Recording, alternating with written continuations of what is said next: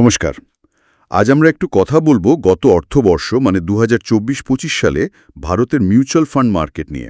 নমস্কার। কিছু তথ্য হাতে এসেছে, তাতে দেখছি কয়েকটা ফান্ড মানে যাকে বলে অভাবনীয় রিটার্ন দিয়েছে।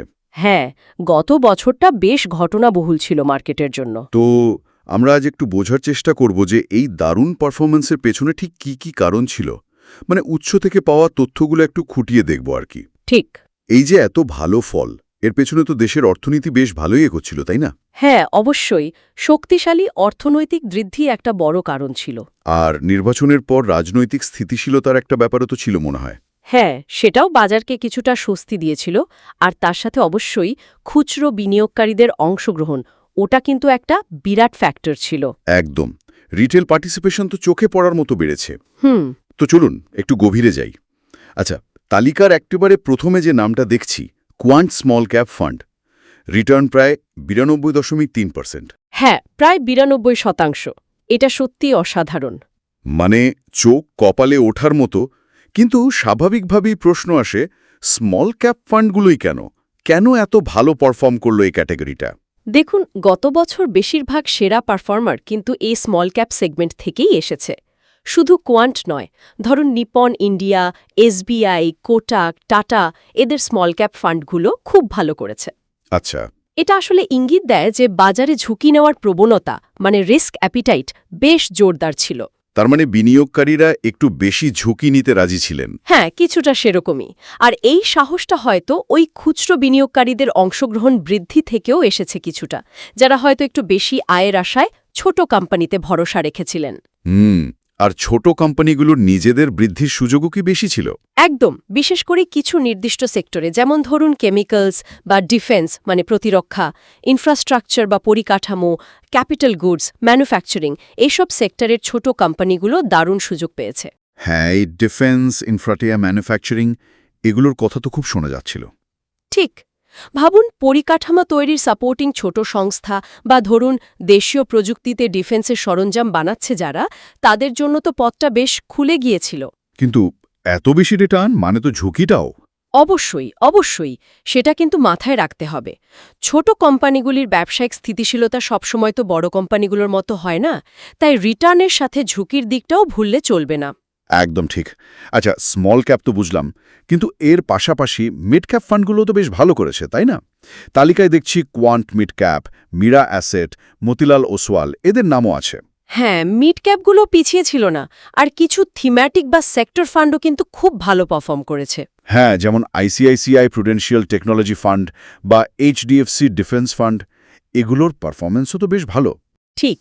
মিড ক্যাপের দুনিয়াতেও কিন্তু নানা রকম কৌশল দেখা গেছে। কিছু ফান্ড, যেমন ধরুন মীরা অ্যাসেট, হয়তো একটা তুলনামূলক স্থিতিশীল পোর্টফোলিও রেখেছে, মানে কনজিউমার বা ফিন্যান্সিয়াল সার্ভিসের মতো সেক্টরের ভালো স্টক বেছে এগিয়েছে। আচ্ছা। আবার কোয়ান্টের মতো ফান্ড হাউস, তারা তাদের মিড ক্যাপ ফান্ডেও খুব যাকে বলে অ্যাগ্রেসিভ সেক্টর রোটেশন কৌশল নিয়েছে। মানে খুব তাড়াতাড়ি সেক্টর বদলানো। হ্যাঁ, বাজারের হাওয়া বুঝে খুব দ্রুত এক খাত থেকে অন্য খাতে বিনিয়োগ সরানো। গত বছরের মতো একটা পরিবর্তনশীল বাজারে এই স্ট্র্যাটেজিটা ওদের খুব কাজে দিয়েছে মনে হয়। ইন্টারেস্টিং। আর ওই যে থেম্যাটিক ফান্ডগুলো, টেকনোলজি আর ডিফেন্স? দেখুন, টেকনোলজি খাতের উত্থান তো আমরা দেখছি। বিশ্বজুড়ে এআই, ডিজিটাইজেশন, এসবের যে ঢেউ, আইসিআইসিআই প্রুডেন্সিয়ালের মতো ফান্ডগুলো সেই সুযোগটা কাজে লাগিয়েছে। আর অন্যদিকে ডিফেন্স সেক্টরে সরকারি বাজেট বেড়েছে, মেক ইন ইন্ডিয়া উদ্যোগ আছে, আবার বেসরকারি সংস্থাগুলো রপ্তানিও বাড়াচ্ছে। এই সব মিলিয়ে এইচডিএফসি ডিফেন্স ফান্ডের মতো ফান্ডগুলো বেশ সুবিধা পেয়েছে। একটা জিনিস কিন্তু খুব চোখে পড়ছে, কোয়ান্ট মিউচুয়াল ফান্ডের একাধিক ফান্ড এই টপ পারফর্মারদের লিস্টে, মানে স্মল ক্যাপ, মিড ক্যাপ দুটোতেই তারা আছে। এটা কি ওদের কোনো বিশেষ কৌশলের জন্য? হ্যাঁ, এটা অবশ্যই একটা গমন করার মতো বিষয়। এটা ইঙ্গিত দেয় যে কোয়ান্টের মতো কিছু ফান্ড হাউস তাদের খুব নির্দিষ্ট এবং কিছুটা হয়তো আক্রমণাত্মক কৌশলের জন্য গত বছর বিশেষভাবে সফল হয়েছে। কীরকম কৌশল হতে পারে? হতে পারে সেটা তাদের খুব দ্রুত সেক্টর বদলানোর ক্ষমতা, যেটা একটু আগে বললাম, অথবা কিছু বাছাই করা স্টক বা সেক্টরের ওপর খুব বেশি ভরসা রেখে বিনিয়োগ করা, যাকে আমরা অনেক সময় বলি হাই কনভিকশন বেটিং। এই অ্যাগ্রেসিভ কৌশলগুলো গত বছরের বাজারের পরিস্থিতিতে ওদের পক্ষে গেছে। আচ্ছা, বেশ। সব মিলিয়ে যদি দেখি, এই যে দারুণ রিটার্ন আমরা দেখলাম, এর পেছনে কয়েকটা মূল কারণ বা চালিকা শক্তি কাজ করেছে। কি কি সেগুলো? প্রথমত, বাজারের সামগ্রিক পরিস্থিতি, মানে দেশের অর্থনৈতিক বৃদ্ধি আর বিনিয়োগকারীদের আস্থা। দ্বিতীয়ত, নির্দিষ্ট কিছু সেক্টরের অসাধারণ সুযোগ, যেমন পরিকাঠামো, ডিফেন্স, ম্যানুফ্যাকচারিং, টেকনোলজি। আর তৃতীয়, এবং আমার মনে হয় সবচেয়ে জরুরি, ফান্ড ম্যানেজারদের দক্ষতা, মানে সঠিক সময়ে সঠিক স্টক বা সেক্টর চিনে নেওয়ার ক্ষমতা। বুঝেছি। তাহলে পুরো আলোচনার সারসংক্ষেপ করলে দাঁড়ায় যে গত অর্থবর্ষে ভারতীয় মিউচুয়াল ফান্ডে স্মল ক্যাপ ফান্ডগুলোর একরকম আধিপত্য ছিল। হ্যাঁ, বলা যেতে পারে। আর তার সাথে টেকনোলজি আর ডিফেন্সের মতো কিছু নির্দিষ্ট থিমের ফান্ডও বিনিয়োগকারীদের বেশ ভালো রিটার্ন দিয়েছে। একদম। তবে এই দারুণ সব রিটার্নের কথা বলার পর উৎসের দেওয়া একটা জরুরি সতর্কবার্তা মনে করিয়ে দেওয়াটা খুব দরকারি। হ্যাঁ, সেটা অবশ্যই বলুন। দেখুন, অতীতের পারফরমেন্স কিন্তু কখনোই ভবিষ্যতের রিটার্নের গ্যারেন্টি দেয় না।